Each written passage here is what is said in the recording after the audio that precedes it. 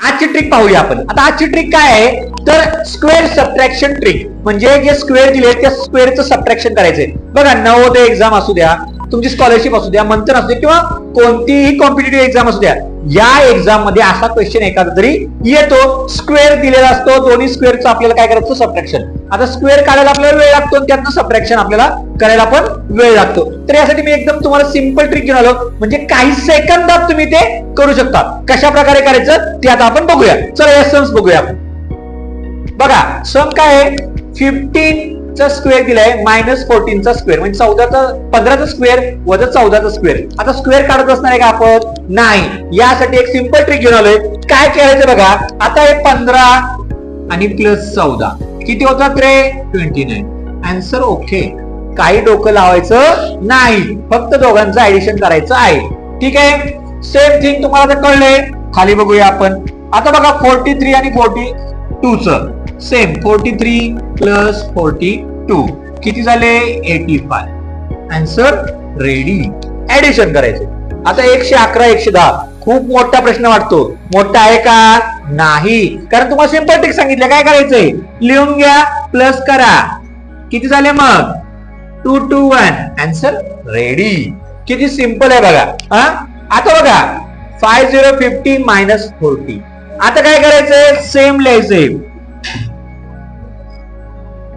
Okay, किती येणार आहे? 90.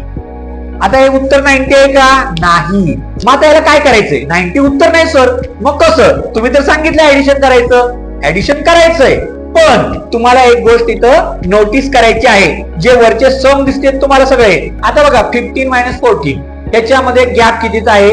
1 चा आहे. म्हणजे डिफरन्स किती आहे? वजाबाकी केल्यानंतर 1 येते. इकडं पण 1 आहे, इकडं पण 1च आहे, पण इकडे 1 आहे का? नाही. 50 -40 डिफरन्स किती आहे? गॅप किती आहे मायनस केल्यानंतर? 10. किती आहे? 10. मग जेवढा डिफरन्स येईल त्यानं काय करायचं? जे उत्तर आले त्याला मल्टिप्लिकेशन करा. म्हणजे 19 10 जा 900, म्हणजे याचा आन्सर काय झालं? 900 झालं. बघा, कळलं असेल तुम्हाला, लक्षात आलं असेल काय करायचंय. प्लस करायचं सेम, फक्त डिफरन्स केवढा आहे त्याने मल्टिप्लिकेशन करायचं आहे. आता हे झालं. आता आपण अजून सम बघूया. इकडचं सम बघूया आता. 45 -40. आता बघा, मग सांगितलं 45 प्लस 40 किती झाले? 85. डिफरन्स आता इथे कितीचा डिफरन्स आहे? 5 चा डिफरन्स, 5 चा डिफरन्स आहे. आता यांचं मल्टिप्लिकेशन करा. 5 5 जा 25, 2 कॅरी, 5 जा 40, 40 प्लस 42, म्हणजे आपलं आन्सर आलं 420. म्हणजे 5 चा डिफरन्स झालं, 5 नाही केलं. आता हा असा असेल तर काय करायचं? 70 प्लस 50 किती झाले? 120 झाले. आता यात गॅप किती आहे? डिफरन्स कितीचा आहे? तर यात गॅप आहे 20 चा. मग आता आपण मल्टिप्लिकेशन करा. 122 चा किती होते? 240 आणि इथला एक 0, म्हणजे आन्सर आलं 2400. असं आन्सर आलेलं आहे.